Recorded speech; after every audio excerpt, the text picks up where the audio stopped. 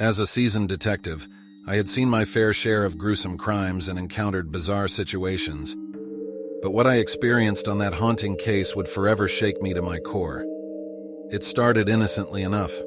My partner, Detective Jack Thompson, and I were assigned to investigate a series of unexplained disappearances throughout the city. Rumors of a clandestine organization operating behind closed doors had filled the rumor mill, and we were determined to uncover the truth. Our first lead took us to an old, dilapidated warehouse at the edge of town. The moment we stepped inside, an unsettling shiver coursed through my veins. The air reeked of malevolence, and an eerie silence enveloped the space. As we combed through the maze-like structure, I couldn't help but notice strange symbols etched on the walls. A chilling tapestry of ancient sigils whispered of dark rituals and forbidden knowledge. But Jack dismissed my concerns, attributing the symbols to mere graffiti. The deeper we ventured, the more the warehouse seemed to come alive with an otherworldly energy. Shadows danced on the walls and whispers echoed through the chambers, although we couldn't decipher the words. It was as if we had stepped into a realm not meant for mortal eyes. Suddenly, Jack stopped in his tracks, his gaze fixated on a far corner of the room. His eyes widened with terror as he muttered, "No, it can't be."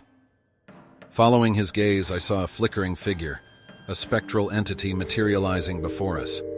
Cold dread washed over me as I realized we were face to face with a malevolent spirit. Its twisted form seemed to emanate a dark energy that consumed the space around us. Before we could react, the entity lunged at us, shrouding us in a suffocating darkness. In that moment, I felt an intense pain in my head, as if trapped in a tormenting nightmare. And then, as abruptly as it began, the darkness vanished, leaving me disoriented and gasping for air. I looked around, desperately searching for Jack, but he was gone. The only remnants of his presence were his dropped flashlight and an icy, lingering dread. I called out his name, but only silence responded.